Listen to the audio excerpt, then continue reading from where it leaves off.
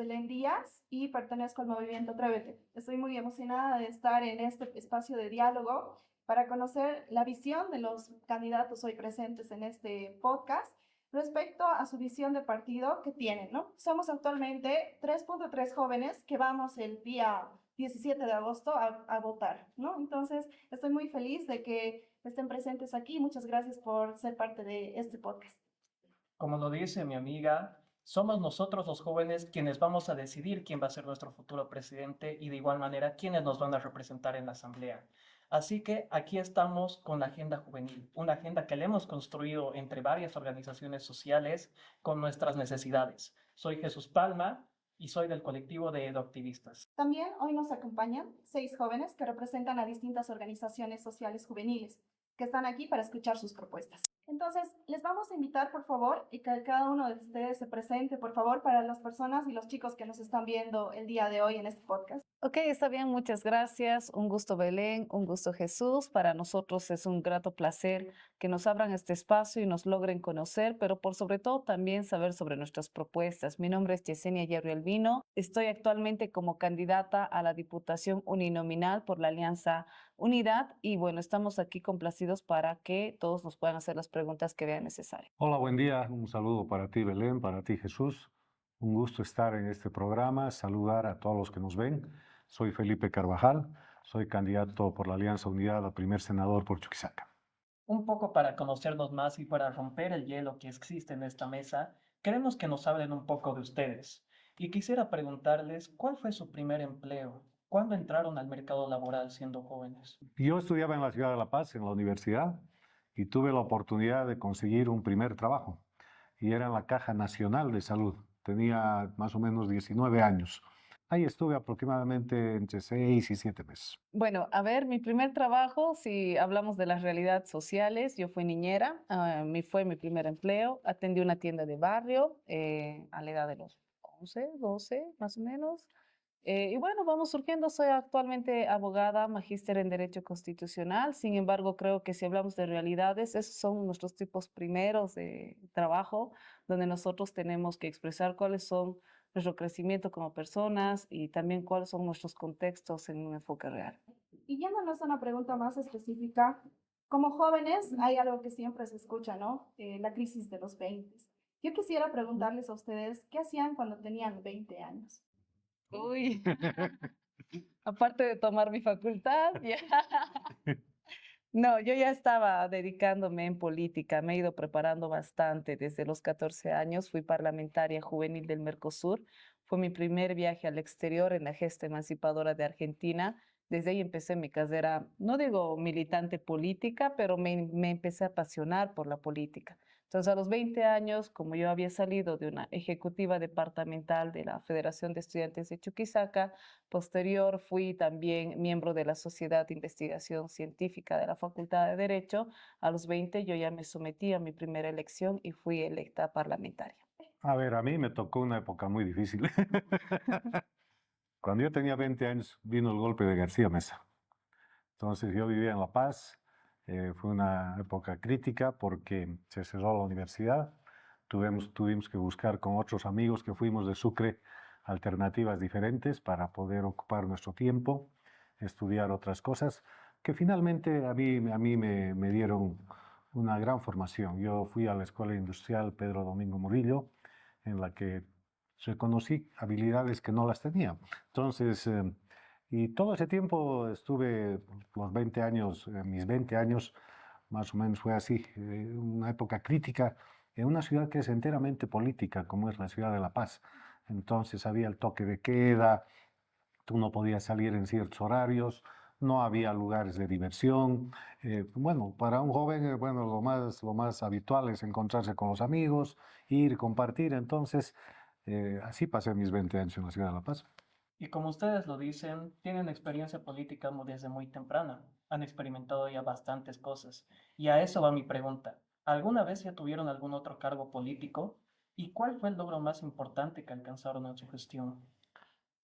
Bueno, yo, a ver, Primero es involucrarse en la política es demasiado duro para los jóvenes, ¿no? Más siendo mujer, más siendo joven, porque te changuean y tratan de subestimarte. Y luego te dicen, ¿qué has hecho por Sucre? Digamos, ¿no ve? En mi caso, yo tengo el orgullo de decir que 3 veces lo he denunciado a Evo Morales ante el fiscal general. He logrado la destitución de 150 funcionarios del ministerio de Eugenio Rojas. Lamentablemente, yo puedo mencionarte también que en estas circunstancias la sociedad también es bien ingrata. Dime, ¿quién se va a acordar eso ahora? Con la persecución más que encima te han hecho. O sea, la persona que le ha denunciado a Esteban Urquizu soy yo por manosear a una mujer. Dime, ¿quién se va a acordar eso ahora? Por esa razón, creo yo que es importante que nosotros como jóvenes, ya no tanto yo, ya ustedes sí, tengamos que redignificar la política con buenas acciones y que obviamente nosotros tenemos una apatía, ¿no? Generalizada. Hay muchos jóvenes que están odiando la política, que no les agrada el resultado que hemos tenido porque ellos han de alguna manera rifado nuestra generación, incluso otras más, y tenemos que luchar contra eso. Sin embargo, estamos en este enfoque, es nuestra realidad y nos toca bailar con la negra. Entonces tenemos que redignificar la política en base a diferentes acciones que puedan hacer. A muy pocos los reconocerán, a otros los valorarán. Así es la vida, ¿no? Así es la política y bueno, en esta magnitud creo que es importante que todos al momento de tener un granito de arena de aportar por recuperar tu país, recuperar tu Estado, recuperar la democracia, la institucionalidad, la eficiencia, la eficacia, la transparencia, tú estás haciendo patria. Bueno, yo también entré muy joven a la política y tuve la oportunidad de desempeñar varias funciones. Entonces, fui funcionario público en lo que antes era la extinta Corporación de Desarrollo, luego la prefectura, fui diputado nacional, fui también prefecto de este departamento, desempeñé también las funciones de senador. Hay varias cosas que yo podría resaltar. Fui parte importante y yo creo que lo que me dejó más marcado fui el primer secretario de Participación Popular de Chuquisaca, cuando se implementó la ley de participación popular.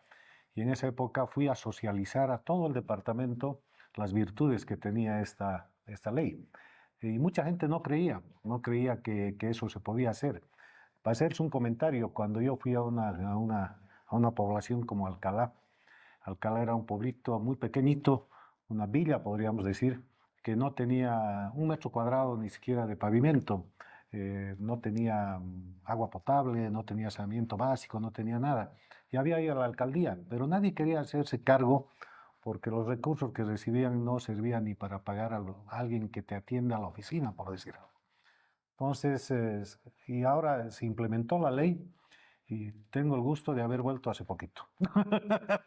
Entonces, y pude conversar con los vecinos y veo un pueblito que tiene su plaza bien arreglada, calles pavimentadas, avenida, tiene electricidad, tiene agua, tiene una cancha de fútbol, tiene un coliseo deportivo bastante grande. Y a todos, y conversando con ellos, les dije, ¿alguno de ustedes sabe cómo se construyó todo esto? La gente ignora mucho de esos temas. Es gracias a esa ley de participación popular que yo creo que fue, digamos, uno de los logros más importantes de los últimos años, y eso a mí me trae un recuerdo muy bueno, muy importante en mi vida. Muchas gracias, Felipe. Sí, es importante, ¿no? La participación política que cada uno de ustedes nos demuestra que ha hecho en sus espacios, desde sus organizaciones y también como candidatos en sus momentos específicos. Nosotros como jóvenes hemos tenido distintas preocupaciones y en ese sentido hemos tenido demandas, ¿no? En el mes de junio justamente hemos tenido un evento con varios jóvenes de distintas edades, de distintas organizaciones, donde nos hemos puesto a pensar, a ver, está llegando el momento de elecciones, desde el anterior año ya estamos trabajando con este tema de la agenda política.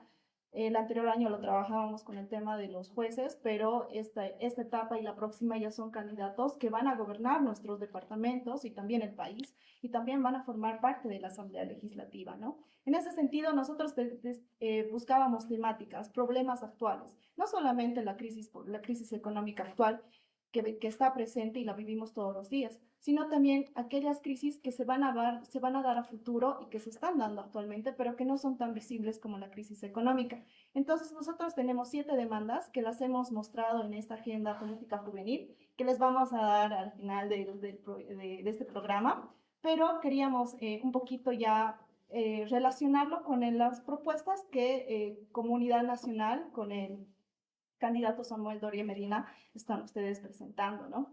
Entonces, yo quisiera hacerles una pregunta respecto al punto que ustedes tratan en su agenda propuesta respecto a la educación. Pero no la educación respecto a lo que Samuel Doria Medina nos dice, como que, por ejemplo, se va a entrar al tema de de los exámenes PISA, o algo más relacionado a las mallas curriculares desde un ámbito más, si se podría decir, metodológico. Quisiera irme más a algo de un enfoque, ¿no? Entonces, la ley Beliño-Signani actualmente que se tiene en las unidades educativas, tanto de nivel inicial, secundario y también el primario, promueve una educación de despatriarcalización, pero no se aplica como debería.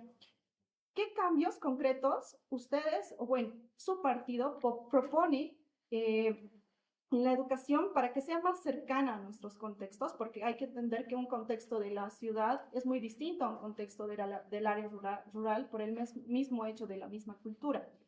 Y en este tema también que esté libre de estereotipos y que fortalezca nuestros intereses como juventudes. Entonces, ¿hay alguna propuesta de ley que ustedes tengan respecto a este ámbito de la educación? O sea, nosotros proponemos que ya desde la secundaria haya materias de emprendimiento para que la gente reconozca sus aptitudes que tiene y cuando salga pueda tener su propia actividad económica. Para eso hay que cambiar un poco la currícula. Sí, bueno, es importante que en el contexto que tú nos has relacionado de la ley Abeliño-Signani, no es correcta. Porque si nosotros lo abordamos en el último informe del Ministerio de Educación, ni siquiera de otra institución, del mismo Ministerio de Educación, ¿qué es lo que nos refleja? Que 2 de cada 100 estudiantes te comprenden física, de cada 100. 3 de cada 100 estudiantes comprenden química. 3 de cada 100 estudiantes saben lo que es una materia práctica. Entonces, la ley Abeliño-Signani no está trayendo resultados para tener una educación de calidad. Nosotros necesitamos hacer un análisis específico respecto por qué a los exámenes PISA, porque si no, ¿cómo vamos a saber nosotros que si estamos bien, si estamos mal, si no vamos a aparecer ni siquiera en un examen de relacionamiento internacional y nosotros tengamos los mejores resultados? Porque tenemos que hablar de las realidades. La educación en Bolivia no es buena, no es buena, no es de calidad. Y bueno, muchas cosas se pueden sacar, fortalecer. Sin embargo, también la realidad de Bolivia es muy dura porque estamos criando a nuevas generaciones que no te van a entender materias prácticas. Ahora, una propuesta que nosotros estamos haciendo, pero más en un ámbito uninominal, es la ley anti-Yunque. ¿De qué se trata la ley anti-Yunque? Porque no solamente estás creando jóvenes o estudiantes que no te van a saber comprender las materias prácticas ni literarias, sino también hay un proceso que los jóvenes profesionales, si no tienen aval político, no te consiguen trabajo. Si no tienes aval, ¿dónde vas a ir a trabajar? Te tienes que ir del país o te van a obligar a marchar o te van a obligar a bloquear. Es así de claro, esa es la realidad, porque la política ha ingresado a lugares donde nunca debería haber ingresado la educación, la meritocracia. Entonces, nosotros estamos proponiendo con la ley anti-Yunque que se exterminen los avales políticos, porque a ti te califica el dirigente de la organización social, el dirigente del sindicato, cuando te tienen que calificar por tus habilidades, por tus conocimientos, no por a quién conoces. Entonces, esta ley va a exterminar los avales políticos, así seas presidente, vicepresidente, gobernador, alcalde, viceministro, tienen que ser sometidos a cualquier proceso administrativo y de destitución si una vez más se pide los avales políticos. Porque si nosotros continuamos fomentando este tipo de yunquerío, porque los jóvenes tienen que preocuparse en marchar, en bloquear o yunquearse con su jefe, no se están preocupando por formarse. Entonces, esa es una propuesta tal vez un poco más puntual al contexto que me estabas refiriendo. Gracias, Yesenia. En realidad, más que todo, un poquito enfocar el tema del enfoque de despatriarcalización que la ley Abeliño-Signani ha ingresado, ¿no? Porque actualmente, bueno, en épocas antiguas, despatriarcalización era como una palabra rara para todo el mundo, ¿no? Entonces era más o Mm. menos relacionada la pregunta a ese Ah. enfoque, ¿no? Pero igualmente muchas gracias por esta propuesta, ¿no? Que nos estás presentando del tema de Junquería. De igual manera, leyendo un poco su plan de gobierno de Alianza Unidad, vemos que promete una educación segura, un entorno seguro para los estudiantes. Pero sin embargo, en nuestros contextos vemos que hay sectores que son discriminados. Entonces, ¿qué sabes sobre los derechos de las poblaciones LGTB en Bolivia? ¿Y qué propuestas impulsarías para que se cumplan de verdad? ¿Y qué sabes sobre educación sexual integral? ¿Y cómo harías para que sea laica, sin tabúes, sin censura y que además se constituya en la participación de los jóvenes? En el tema del LGTBI, yo en lo personal, y no solo yo, sino la Alianza Unidad y Samuel, respetamos todos sus derechos plenamente, que están consagrados en la Constitución. Esperamos que además no solamente la sociedad reconozca esto, sino que fundamentalmente los operadores, que en este caso son de justicia, hagan respetar esos derechos. Cuando vamos a la pregunta que es muy debatible, ¿no? Los niños de edad de la etapa inicial deberían tener acceso a una educación sexual integral. A ver, mira, yo tengo alguna información sobre la educación sexual integral. En Sudamérica, creo que el único país que está aplicando una educación en toda esta educación es la Argentina. Se ha tratado de avanzar en otros países. Ha habido dificultades en la Argentina en algunas situaciones que se han presentado. Yo creo que esto se tiene que implementar en todos los países. Es importante que desde niños reconozcan su sexualidad, pero tengan la orientación adecuada. Eso es lo importante. Entonces, yo creo que es una materia que está no solamente para debate, sino para implementarla en el futuro en el país. Pero para eso, para que eso ocurra, tienes que tener la formación docente, porque no vas a poder inculcar ciertos valores para que tengan una actitud sexual responsable si no tienes el educador, el docente, el que va a impartir esas materias adecuadamente formado. Entonces, ¿cuántas cosas han ocurrido? Por eso te digo en la Argentina que yo por lo menos tengo alguna vez escuché, tengo la oportunidad de ir allá porque tengo un hijo. Había algunos problemas en una escuela, ocurrieron con este tema. Los padres de familia estaban en una gran protesta porque los niños que eran menores de 10 años, una docente se le ocurrió hablar de temas de sexo, entonces se arma un gran revuelo. Entonces yo creo que es importante, pero hay que saber también quién lo dice y cómo inculcas esa educación a los jóvenes y a los niños. Felipe, como tú lo dices, en Argentina fue de los países pioneros en impulsar la educación sexual integral, pero con su nuevo gobierno de Javier Milei están intentando parar con la misma. Ustedes, si es que entran a la Asamblea Legislativa, ¿van a hacer de la misma manera tratar de parar la educación sexual integral o más bien van a impulsar una que sea sin tabúes, sin censura y que impulse la participación de jóvenes? No, yo creo que no hay que ponerle tabú ni censuras a nada. Hoy por hoy, las aplicaciones, la comunicación a través de los teléfonos móviles, a ver, o sea, todos, todos tenemos acceso a eso. O sea, es muy difícil que quieras ocultar algo. Lo que yo estoy de acuerdo es en que sí, hay que debatirlo, pero además para aplicarlo hay que construir eso, Jesús. O sea, no puedes de pronto a un profesor que enseña matemáticas o enseña química pedirle que hable sobre orientación sexual. No hablaremos de niños, hablaremos de jóvenes, ¿no ven? O sea, las concepciones son diferentes. Entonces, eso es algo que tiene que construirse de a poco y yo creo que la apertura tiene que ser siempre para que las cosas sean para mejor, nunca para atrás.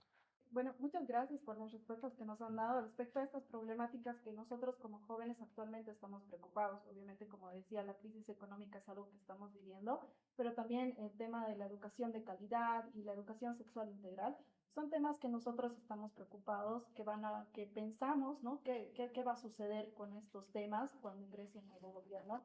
Que si en su caso entraría el gobierno de Samuel Doria Medina, ¿cómo abarcarían estas temáticas, ¿no? Ahora vamos a presentar un segmento a nuestros queridos compañeros que nos están viendo por la red social del Movimiento Atrévete y otras plataformas respecto a la juventud es atrevida y tiene voz. Vamos a ir con los jóvenes y vamos a presentar una pregunta que tiene una compañera respecto a un tema, a uno de los temas igual que hemos abarcado en estos foros debates que hemos tenido como jóvenes. Entonces, pasamos con la compañera que tiene la pregunta. Hola, muy buenos días a todos. Soy Nevi Callejas y pertenezco al Movimiento Atreve. Bueno, un problema que nosotros hemos visto al construir la agenda política es que nosotros como jóvenes, y bueno, como ustedes decían, ¿no? Ahora todos tenemos acceso a las redes sociales. Como jóvenes también vivimos en un mundo digital y también ahí estamos expuestos a diferentes tipos de violencia. Como partido político, ¿qué propondrían para prevenir y no decirlo así, castigar, sino sancionar este tipo de violencia que vivimos en redes, como ser el acoso, como ser la exposición y propagación de contenido pornográfico y lo que son y lo que estamos viviendo los discursos de odio? Bueno, los derechos digitales, ¿no? En realidad creo que Bolivia no ha avanzado absolutamente nada en esa legislación. Es importante que se pueda encontrar consensos en diferentes tipos de legislación. Por ejemplo, ¿no? La exposición de motivos que tú podrías dar en esa creación de una propuesta. Es importante que también nosotros lo repliquemos en disposiciones transitorias y en articulados, porque hay muchos niños que están expuestos a ver contenidos muy inadecuados, que es lo que más tenemos que proteger. Pero también hay mujeres y jóvenes que están expuestos a incluso tener el ciberbullying, a que se les pueda generar algún tipo de información falsa. Primero, yo creo que es importante que ante la legislación de los derechos digitales se proteja la integridad del ser humano. Y en esa propuesta de ley como legislación es importante generar este proceso de consenso con ustedes, ¿no? Y se pueda poner alternativas respecto a tener anteproyectos de ley y estas puedan ser también analizadas en los comités respectivos. Yo les menciono con claridad, en la actualidad, la Asamblea Legislativa Plurinacional no cuenta con una comisión especializada en un ámbito digital, menos un comité. Es decir, si ustedes presentarían un proyecto de ley, nosotros presentaríamos un proyecto de ley, está obviamente en nuestro programa de gobierno, no va a ser analizada porque no hay dónde derivarla. Entonces, es un problema un poquito más profundo. Sin embargo, obviamente se tiene que contar con las soluciones reales. Y las soluciones reales son legislarlos y obviamente gestionarlos para que esto se aplique de manera correcta. En la portada de su plan de gobierno dice planes para una Bolivia nueva. Pero esa Bolivia nueva solamente se refiere en un aspecto económico, un nuevo modelo de económico, o se refiere igual al cambio de caras, una nueva Bolivia con la participación joven en política. Por eso es que yo les pregunto, candidatos, es que un tema que nos preocupa mucho a nosotros como jóvenes es que nos sentimos raleados muchas veces cuando queremos entrar en política. No sé si alguna vez hayan escuchado del término del adultocentrismo, de que se nos discrimine, se nos haga que no sabemos nada. De igual manera, si son elegidos y están en la Asamblea Legislativa, ¿qué acciones tomarían para hacer que los jóvenes estén más involucrados en la política, se sientan atraídos y tengan la oportunidad de poder entrar? Jesús, el tema de la participación de jóvenes radica fundamentalmente en involucrarse. Yo podría comentarles que yo he hecho política desde muy joven y me he involucrado muy joven y también Yesenia. Pero hay una apatía increíble, ¿no? O sea, en serio. Y a mí me gusta, yo he estado hace mucho tiempo, hace unos meses atrás, conversando con algunos jóvenes de política en unas charlas que me permitieron hablar con ellos. Y cuando les pregunto, ¿y por qué no se involucran? Es que dicen lo que tú me decías. O sea, no nos permiten acceder, no nos permiten estar. Yo creo que el tiempo de hoy, de este país, nuestro país que es joven, necesita de los jóvenes y necesita que se involucren en la política, totalmente. Y el tema yo lo definiría en una cosa, el adultocentrismo, aunque parece medio jocoso. Normalmente dicen que los adultos los tratamos, los changueamos, para decir una palabra, ¿no? Entonces, yo creo que para eso se necesita, yo veo hoy jóvenes con mucha iniciativa, veo jóvenes muy bien preparados y en la medida que quieran hacerlo, yo creo que los espacios están abiertos. Mira, nosotros en Sucre, yo que soy responsable político de Alianza Unidad para buscar candidatos, la primera idea era que nos acompañen por lo menos unos 3 o 4 candidatos que tengan menos de 30 años. Por suerte la tenemos a Yesenia, ¿no? O sea, pero después he hablado con varios y todos me han dicho, no, es que la política, no, que aquí, que mi familia, que lo voy a pensar, que voy a ver, que voy a hablar aquí, allá, y finalmente no toman una decisión, teniendo capacidades plenas, capacidades para ser grandes líderes. Necesitamos refrescar la política, necesitamos refrescar las instituciones con nueva gente, con nuevas formaciones. Por lo menos Samuel es muy apegado al tema de jóvenes, por eso apoya tanto el tema de los emprendimientos. La mayoría de los emprendedores premiados por Samuel es gente joven. Entonces, de esa misma manera, tenemos que tener la capacidad y la apertura total. Sí, bueno, complementando, es importante mencionar lo que ustedes nos comentan, ¿no? El adultocentrismo, tristemente en un contexto, muchas veces lo confundimos con un grado de proteccionismo. La política yo creo que se hace en base a la experiencia y también en base a, a los nuevos líderes emergentes, ¿no? Porque nuevos líderes emergentes necesariamente tenemos que tener. Yo noto que hay aparte de la apatía que dice Felipe, hay miedo, hay miedo, hay muchos jóvenes que no se animan por el hecho de qué van a decir. No es fácil. La política es tan dura que muchos también expresan de alguna manera, mi familia, mis amigos. Es tan triste saber que, por ejemplo, en mi caso, obviamente se han metido con mi familia, obviamente se han metido con la integridad de ser humano, pero eso es parte de la política que actualmente se vive en Bolivia. Y eso es la responsabilidad de todos nosotros, reconvertirlo. Como decían, son 3.3 millones de jóvenes actuales que pueden elegir presidente. Si nosotros nos hubiéramos organizado como jóvenes, podríamos haber puesto al candidato a presidencia, podríamos haber puesto la planilla de los precandidatos a diputados, a senadores. Sin embargo, yo también pregunto, ¿estamos capacitados para cooptar el poder? ¿Vamos a tener la valentía de arrancar el poder a una política tradicional? No sé. Entonces, al igual que él mencionaba, si bien mi estructura, mi equipo, parte de Unidad Nacional son jóvenes y estamos ahora en candidaturas para disputarnos el voto, sin embargo, también veo jóvenes que son utilizados, jóvenes que son de relleno, jóvenes que están en suplencias, jóvenes que lamentablemente también están dando alma, vida y corazón y no los valoran. Entonces, esa transición de generar estos espacios de oportunidad, de poder, tiene que ser más una decisión propia, individual, generacional, para que nosotros también optemos, incluso, ¿por qué no?, a tomar gobierno.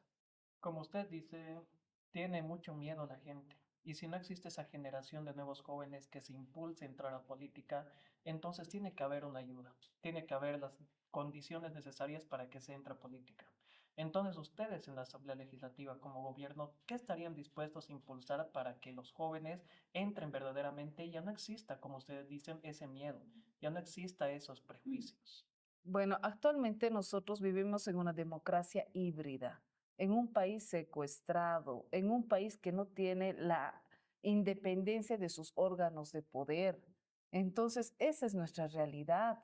Yo quisiera mencionarte que estamos en un país libre, democrático, donde vamos a aperturar un ministerio de educación, un ministerio del joven, un ministerio donde ustedes tengan un porcentaje en las listas con un 30% legislado.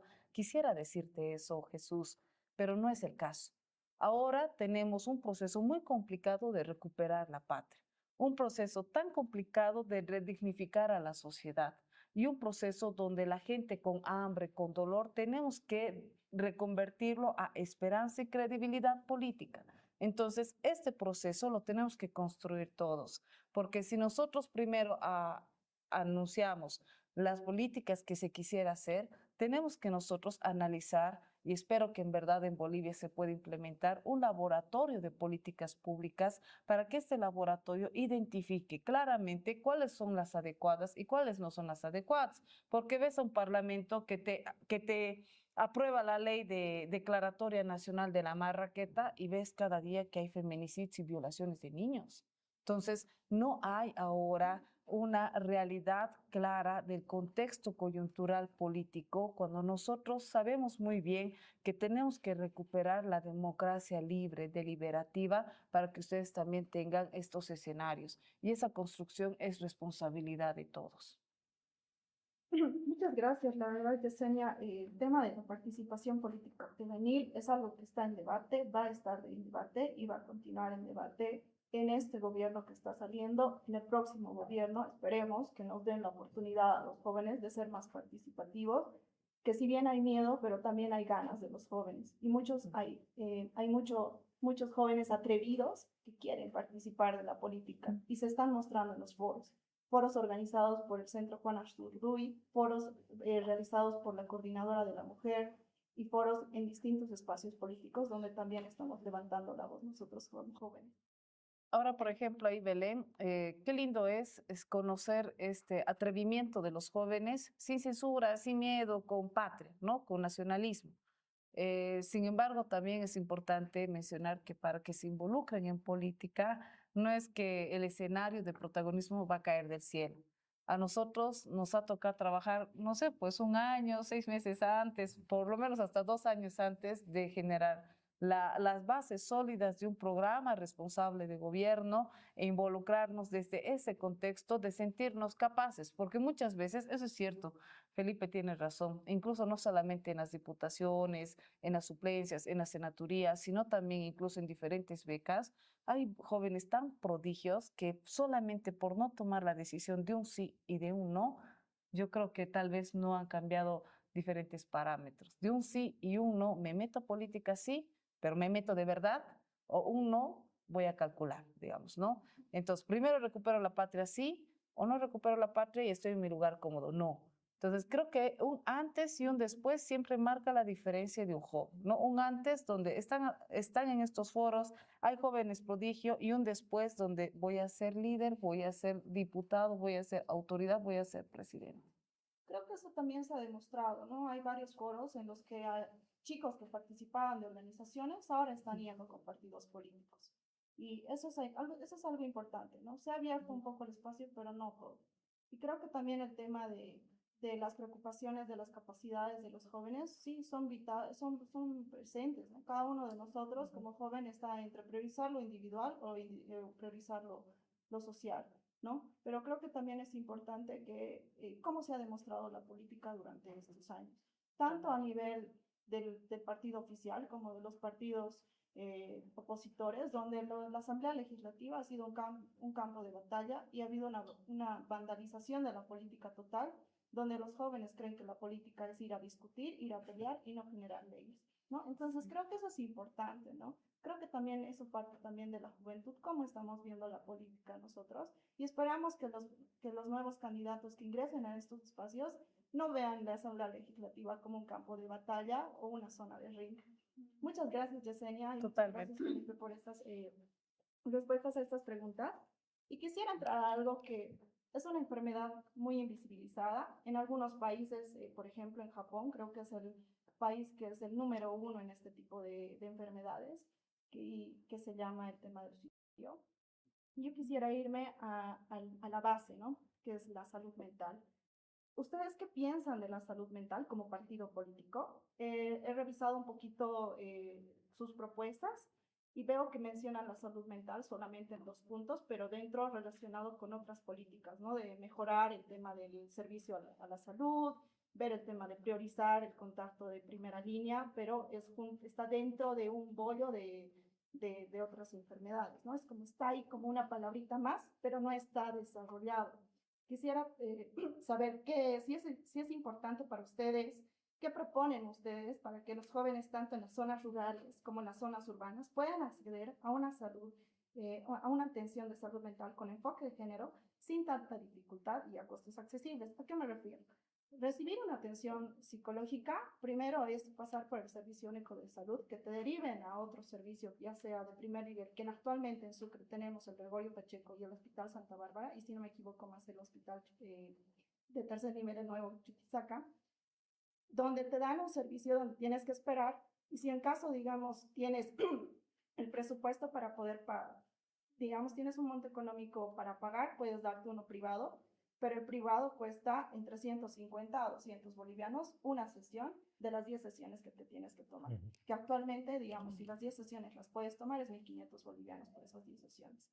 Entonces, hay muchos jóvenes actualmente y se sabe que viven con ansiedad, que viven con depresión, debido a distintos factores, y que normalmente los llaman jóvenes de cristal, ¿no? Pero que actualmente son enfermedades que están vitales y como decía en Japón, por ejemplo, un país que es de primer mundo, ellos tienen una cantidad alta de suicidios y actualmente en Bolivia, en este año, hemos estado viendo casos de suicidios en distintos lugares del departamento que pasan por desapercibidos y no se busca a fondo por qué ha sucedido. Entonces sí quisiera preguntarles eso, ¿no? ¿Qué piensan respecto a la salud mental? En su plan de gobierno, ¿cómo lo están trabajando la salud mental? ¿Y qué proponen para que los jóvenes, tanto en zonas rurales como urbanas, puedan acceder a una atención en salud mental con enfoque de género y sin tanta dificultad a costos accesibles? A ver, mira, realmente no solo en el Japón, en el mundo entero el tema de la salud mental es ahora de primer orden, ¿no? Y yo creo que no estamos lejos de eso también en Bolivia. Es más, a ver, el otro día también vuelvo un poquito al tema estadístico. En la Argentina, básicamente en la ciudad de Buenos Aires, es donde más gabinetes psicológicos hay con relación a la cantidad demográfica que tiene la ciudad, ¿no? Entonces, es más, en un Manzano puedes encontrar varios gabinetes de ayuda psicológica, precisamente para ayudar a estos temas de ansiedad, de depresión, de todo lo que ocurre a toda la ciudadanía. Y en Bolivia no estamos lejos, estamos cerca, los jóvenes tienen dificultades que a veces no son comprendidas en la familia, que es el primer lugar donde debería conversarse esto. Yo creo que es importante y debería ser algo que debería hacerse, y todas las escuelas y todos los colegios deberían tener profesionales de ayuda psicológica como una primera instancia, ¿no? O sea, para que los niños, los jóvenes que tengan alguna dificultad, la primera etapa pueda ser considerada por un profesional ahí. Si tú atiendes oportunamente las cosas, vas a poder superar esos problemas. Si no lo haces, se va a acrecentar mucho más. Entonces, yo creo que la educación tiene que comprender, dentro de la educación tenemos que comprender que es necesario tener esta ayuda y estas acciones. Tengo entendido que algunos colegios particulares en Sucre y en Bolivia cuentan con esos gabinetes psicológicos de ayuda, pero el Estado como tal no toma, es indiferente a alguna acción, y como tú decías, tienes que ir al psicopedagógico, al Gregorio Pacheco. En algunos de los casos tienes que solventarte tú los gastos, cuando esto es como una atención primaria ya. O sea, es como cuando tú llegas a la emergencia porque tuviste un accidente, entonces tienes una primera atención médica porque te fracturaste el brazo, porque pasó algo. Entonces tiene que haber una ayuda inmediata, pronta y gratuita, que es lo importante, porque no todos van a tener acceso a poder pagar un profesional. Yo creo que es una de las cosas que hay que implementarla. Seguramente está muy, digamos, superficialmente en la propuesta, pero creo que es una de las cosas que el próximo gobierno, y entiendo que Samuel siendo presidente, hay que involucrarnos todos, y hay que sacar una norma que permita esa atención para que la cuestión no llegue a extremos como los que el suicidio o cualquier otra cosa. Como usted lo dice, el gobierno actúa indiferente ante las problemáticas actuales de salud mental. Muchas veces no se toman las acciones necesarias para prevenir los casos de suicidio, porque es la última instancia después de pasar de un periodo de depresión y muchas otras cosas más que son muy hechas de lado.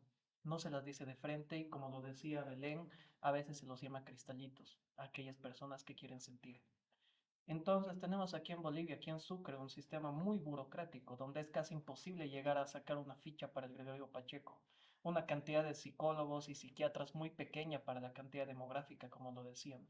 Entonces ustedes, como autoridades, si es que son elegidas, ¿qué medidas van a tomar para acabar con este sistema burocrático que no tome en serio las enfermedades de salud mental y de igual manera que sea posible atender a estas personas de primera mano en el momento justo y necesario? Bueno, una de nuestras propuestas son las autonomías económicas regionales, ¿no? Como comprenderán, amigos, en la actualidad hasta un 83% del presupuesto general del Estado lo maneja el gobierno central. Ellos tienen la billetera gorda del Estado. ¿Cuál es la propuesta de Samuel Doria Medina? De este 83, reducirlo a un 50% que ahora va a manejar el presupuesto general del Estado para el manejo del Ejecutivo y el resto darles a los municipios. ¿Por qué? Hay un engaño muy grande también con la sociedad y la población. Creen que una gobernación, una alcaldía, porque esto se aplica para que el sistema universal de salud tenga estos montos económicos y bueno, creen que viene del gobierno central y no es así. Tiene que ver, viene desde un gobierno departamental. Al igual, por ejemplo, para pagar los diferentes insumos de los presidiarios, viene de un gobierno departamental. Los títulos de bachiller vienen de un gobierno departamental. Todas las competencias que debería asumir el gobierno central del Estado lo reducen a un gobierno departamental municipal. Si les estás dando menos de un 8%, poniéndole más estas disposiciones para que puedan ellos gastar del presupuesto general del Estado, ¿a cuánto reduces para que tú empieces a abordar estos temas? Es casi nulo. Por esa razón, amigos, ustedes no ven alguna obra significativa, algún programa que pueda ser también implementado de manera correcta. Por eso vemos improvisación en las diferentes gobernaciones y alcaldías, sin obras, sin trabajo. Dicen, no muchos nos quejamos, pero en la estructura del Estado está mal diseñado. Ahora, si estamos viendo, por ejemplo, que niñas violadas están sin atención médica, si estamos viendo feminicidios que no están siendo investigados, si estamos viendo las sentencias ejecutoriadas que no son obviamente trabajadas, ni siquiera en un ámbito inmediato, estamos teniendo una sociedad realmente que está desprotegida, está vulnerable. Dígame si ahí van a pensar en la estabilidad mental del ciudadano. Entonces, en la realidad de este contexto, es importante, como decía mi compañero Felipe, que todos tengan un acceso libre, gratuito a un psicólogo, porque por esa raíz de no tener una buena estructura de Estado y tener una mala constitución que no refleja la realidad del contexto boliviano, tenemos este desarrollo de problemas y bueno, se desarrollan muchísimo más. Si empezaríamos a hablar, podríamos encontrar muchísimos más problemas, pero la mentalidad de un joven, como mencionan, nos dicen cristalitos, pero realmente nosotros estamos atravesando dificultades muy grandes. Y que imagínense a jóvenes que están ahora o adolescentes de 11 a 14 años en pleno desarrollo de sus emociones, en pleno desarrollo de las diferentes circunstancias que atraviesa la sociedad, más ahora en crisis. Entonces, sí se tiene que abordar de manera prioritaria. Muchas gracias, Yesenia. Es importante hablar de los distintos temas que hemos hablado, porque como les indicaba, son preocupaciones que tienen actualmente la juventud y que los hemos tocado en distintos meses de debate. Ahora vamos a pasar con el siguiente segmento, y es qué dicen los jóvenes desde los departamentos, porque justamente este proyecto que estamos trabajando lo hemos trabajado también con jóvenes de distintos departamentos. Entonces, atrevidas, atrevidos, atrevides de Bolivia nos mandan sus preguntas desde distintas partes del país. Hoy es desde Tarija y Cochabamba. Les escuchamos. Bueno, Esa partecita es en postproducción. va a ser como una grabación así de que están diciendo, pero bueno. La primera pregunta es esta. Cada año miles de hectáreas de bosque en Bolivia se queman para ampliar el agronegocio y eso afecta directamente el futuro ambiental del país. Muchos y muchas jóvenes están exigiendo una transición ecológica justa. ¿Estás dispuesto a enfrentar los intereses del agronegocio y proponer una ley contra los chaqueos y desmontes ilegales? ¿Cómo lo harías? Bueno, primera condición es anular todas esas leyes que se llaman incendiarias, ¿no? La meta que propone Samuel es hasta el 2030 cero deforestación, ¿no? Y acompañar también esto con la inteligencia artificial a través de satélites y armar brigadas comunitarias, porque si bien hay digamos, los guardabosques, los guardaparques, no son suficientes.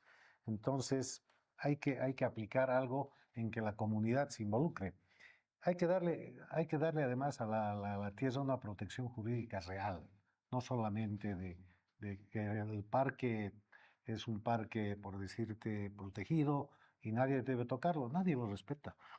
Entonces, hay que poner, digamos, tenemos muchas leyes, pero que finalmente esas leyes no se aplican ni siquiera, digamos, la primera parte y peor en su totalidad.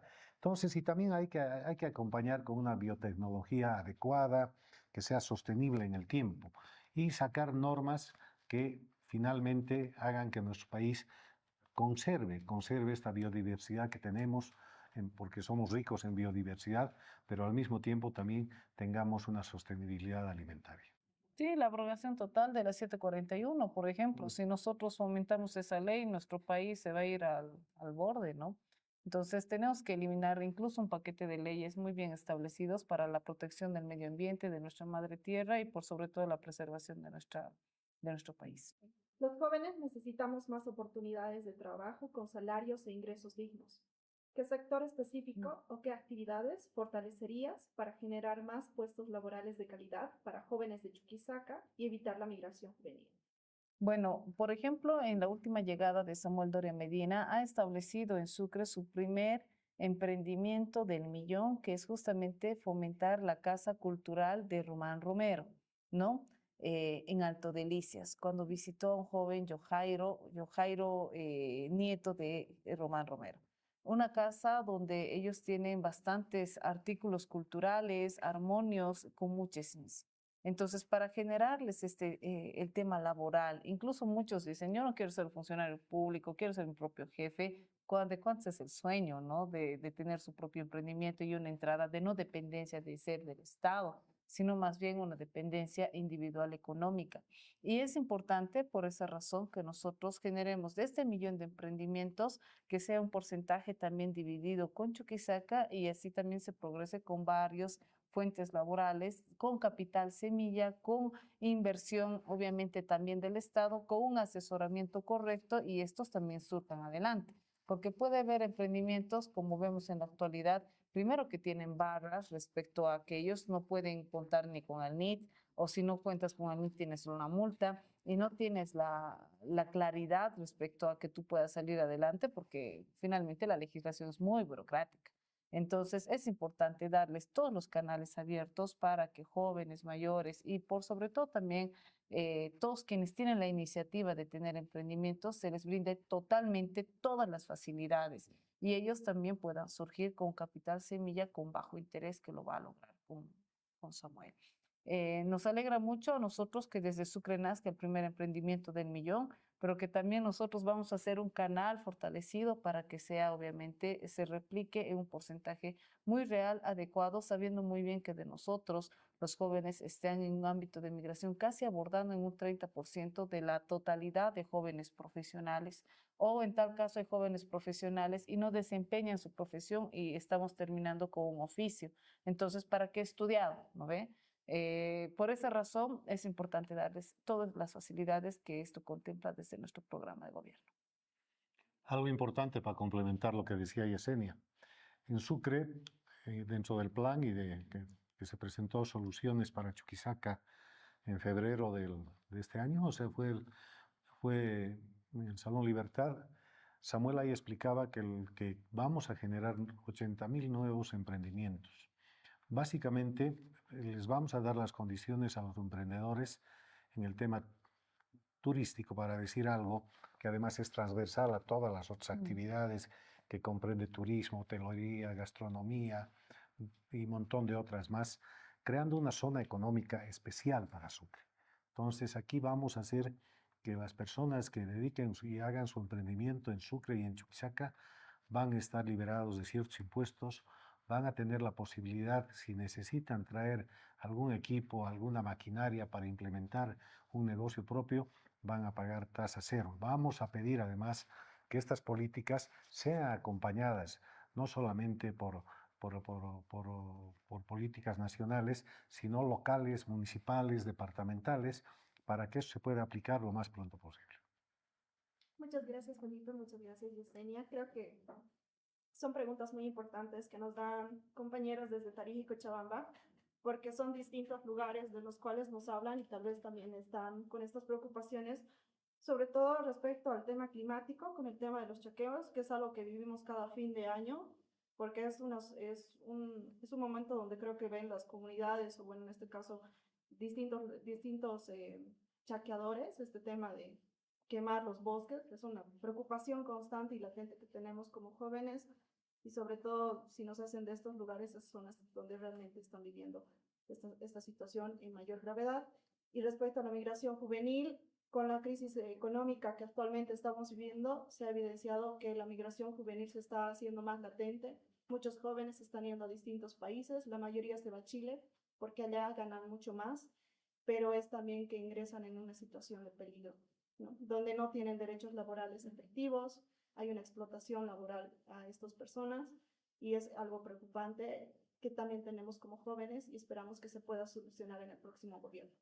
Como lo dice Belén, son importantes tomar en cuenta estas temáticas, porque ya que la deforestación y los chaqueos no solamente es el quemar un poco de pastito, sino también se refiere a la contaminación y la quema y destrucción de hábitats de nuestra querida fauna aquí en Bolivia. De igual manera, en los trabajos dignos, más del 80% de los trabajadores aquí en Bolivia son informales y brindar las facilidades para que sean dignos esos trabajos. Pasamos a los compromisos. Este es como el bloque de cierre. Vamos a hacerles unas cuantas preguntas para ver qué compromiso tienen ustedes para permitir, para trabajar e impulsar todo lo que se ha hablado aquí en esta mesa. Y como primera pregunta, si ganas o no, ¿vas a seguir trabajando con juventudes? Claro, es que en realidad muchos ven la política como si fuera coyuntural o electoral, ¿no? Y ese es un error totalmente, esa es una contextualización totalmente errónea, porque nosotros tenemos que ver una política para servir, hacer activismo y voluntariado. Hay que redignificar la política en esos conceptos. No lo podemos ver de que por la época coyuntural voy a hacer mi voluntariado, por la época coyuntural regalaré comida para los perritos, no, sino más bien en la época coyuntural política es donde tal vez se puede exponer más, pero tiene que ser un ámbito de ejercicio respecto a que todos tenemos que tener una forma de hacer política. Y en nuestro caso es obviamente con la continuidad en la juventud con mayor prioridad. Sí, sí, totalmente. Lo que pasa es que yo tengo una preocupación y se las expresé hace rato y la vuelvo a repetir. Hay que hacer que los jóvenes se involucren, no solamente en la actividad política, ¿no? Hay que involucrarse en todo, pero yo sé que hay grandes potencialidades para decir algo y concluir esta partecita. La generación que está hoy, digamos, pugnando por llegar al gobierno, digamos, es una generación del siglo XX. Entonces, tiene que haber un cambio generacional y ahí es importante seguir trabajando con los jóvenes. ¿Cómo garantizarían que estas demandas sean escuchadas en la Asamblea? Otorgándoles voz, otorgándoles protagonismo, otorgándoles espacio, otorgándoles debate, otorgándoles las socializaciones que corresponden, otorgándoles las iniciativas legislativas ciudadanas, porque actualmente uno puede presentar un proyecto de ley, pero dime si está legislado, no está y obviamente tiene que ser rechazado. Hay una doble trampa en eso, porque muchos, por ejemplo, yo veía, ¿no? Como un ejemplo claro, han presentado la castración química para violadores. Y claro, nunca va a llegar a debate porque es una iniciativa ciudadana, porque no está legislado. Entonces se tiene que hacer un proceso de corrección respecto a un reglamento general de la Cámara de Diputados para que las iniciativas ciudadanas, también de los jóvenes, sean tomadas en cuenta en una evaluación real, en una evaluación donde se tenga también la información de un comité, de una comisión, para que esto obviamente sea abordado en una sesión extraordinaria, real, ¿no? Para que pueda volverse en una ley y esto pueda ser promulgado. Antes de eso no podemos hablar de oportunidades reales. No, yo creo que el tema a ver, la Constitución nos dice que la legislación boliviana tiene dos espacios, la de diputados y de senadores. Cada cual tiene su reglamento y a partir de ese reglamento están las comisiones, los comités y todo. Yo lo veo eso muy rígido. Yo creo que eso debería ser una parte del trabajo donde nosotros, por lo menos yo desde mi punto de vista, pediría que tenga mayor amplitud, tenga mayor, no sé, no tenga esta rigidez. Cuando tengamos esa posibilidad, estas iniciativas que decía Yesenia tienen que llegar, se tienen que tratar, se tienen que discutir y las que sean importantes y tengan el respaldo necesario se tienen que aprobar.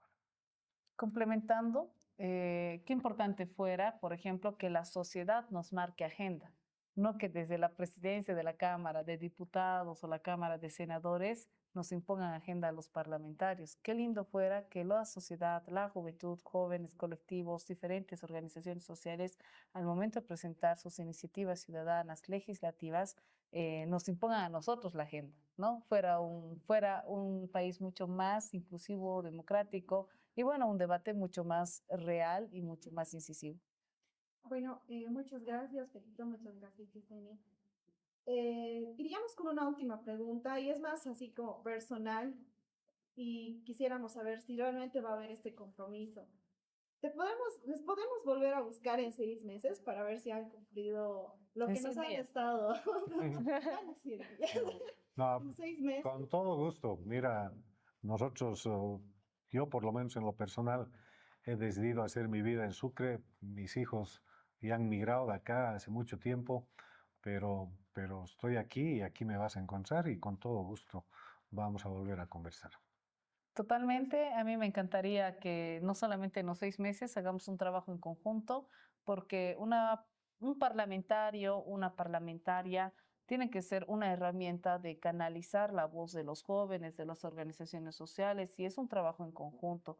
No solamente en 6 meses, sino también en los posteriores 5 años, se tienen que tener los productos establecidos del trabajo que están haciendo, porque es ahí donde se va a alzar la voz, es ahí donde se va a dar el rol protagónico. Entonces yo espero que no nos dejen luego de 6 meses, sino más bien trabajemos todos en los 5 años. Muchas gracias, Felipe. Muchas gracias, Yesenia, por haberse presentado aquí, por haberse atrevido a estar aquí en esta mesa con nosotros, con nuestra organización. Y aquí hemos conversado acerca de la agenda política juvenil. Hemos puesto sobre la mesa las demandas que tenemos como jóvenes, las cosas que nos preocupan y las urgencias que tenemos. Es así que otra vez les agradezco por su presencia aquí, por haber dicho lo que piensen y espero que este compromiso que acaban de ratificar sea llevado igual en la Asamblea Plurinacional. De tal manera es que les entregamos la agenda política juvenil para que ustedes la puedan leer, la puedan checar y de igual manera sepan qué es lo que necesitamos nosotros como juventudes. Porque somos los que elegimos, porque somos la mayoría del electorado. Así que, gracias por venir. Unas palabras de despedida, querida Belén. Bueno, primeramente muchas gracias por venir a este espacio de diálogo. Es charita poder escucharles a ustedes. No, esa palabra no, por favor. Politizado, Se ha politizado mucho ya. politicen una palabra tan bonita como es el chalita, ¿no? Mm. Qué chalita haber conversado con ustedes, qué lindo haber hablado de estos temas, qué lindo que también nos hayan podido compartir sus propuestas, hablar un poquito con más cercanía con los jóvenes y que también los compañeros que están ahorita viendo este programa escuchen, ¿no? ¿Qué tiene que decir Unidad Nacional a los jóvenes desde las distintas problemáticas que hemos tratado en estas preguntas? Creo que los compromisos ya están hechos, ¿no? Desde sus propuestas nos han dicho qué es lo que quieren hacer, qué cambios quieren hacer en el país y esperemos que se vean reflejados si es que llegaran a estar en los puestos muy importantes que son la Asamblea Legislativa. Creo que para mí, en mi perspectiva, la Asamblea Legislativa es mucho más importante que el Poder Ejecutivo en cuanto a la cercanía que tiene con la sociedad. Ustedes son los que encaminan el país desde las legislaciones, desde las leyes que sacan, para poder solucionar los problemas que actualmente están acongojándonos a la sociedad en general, pero también a los jóvenes. Entonces creo que los compromisos están hechos. Esperamos, por favor, que puedan leer la agenda juvenil política que hemos trabajado. No solo chicos de Sucre, como les digo, han venido chicos de Tarija, de Santa Cruz, de Cochabamba, de La Paz, porque también están preocupados. Entonces esperemos que también como senador y diputada de Chuquisaca, por favor, hagan visible a Chuquisaca esta vez. Por favor, denle la voz que necesita Chuquisaca. Actualmente estamos muy debilitados en cuanto a la Asamblea Legislativa como Chuquisaca. Literal, creo que no tenemos voz en algunos aspectos. Entonces, si es que entrarían a estos espacios de diálogo y de poder, que se puede decir, esperaremos que puedan hacer estos cambios necesarios y se puedan cumplir los compromisos que han hablado el día de hoy. Muchas gracias, queridos compañeros, por ser parte de este programa, habernos visto, habernos escuchado y bueno, nos vemos en una próxima. Les Jesús. invitamos a reaccionar, compartir y verlo completo, porque un voto informado es un voto atrevido. Gracias por vernos. Un aplauso. Gracias.